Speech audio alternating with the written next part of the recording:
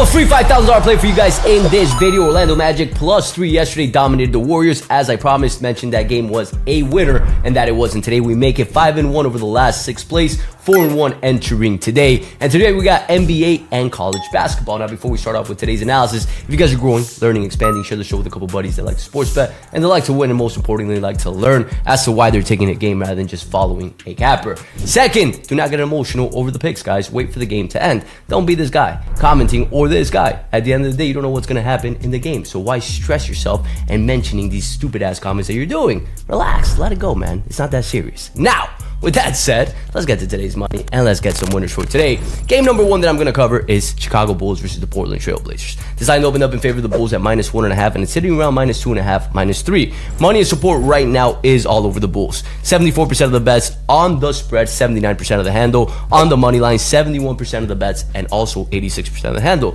The public loves the Bulls in the spots, and understandably so.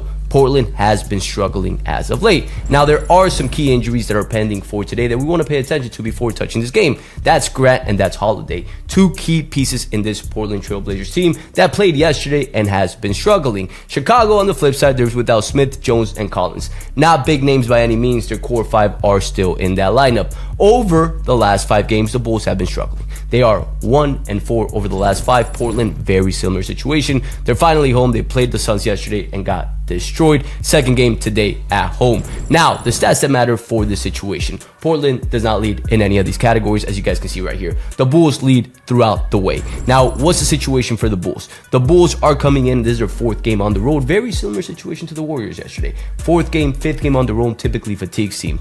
If Portland comes out with Grant and Holiday back in this game, I love this spot for Portland to take this game outright and win it. Yes, the line's going to shift down, probably be -1 for Portland, but I love that spot for Portland. This game, we're waiting on injuries to finalize. Game number 2 that I love for today is a ranked game for college basketball, and we're talking about Alabama versus Illinois in this situation. Now, this line opened up at -3.5 in favor of Illinois and it's sitting at -3.5. Strength of schedule is a big gap here. Alabama has faced the 9th toughest strongest schedule compared to Illinois at 174.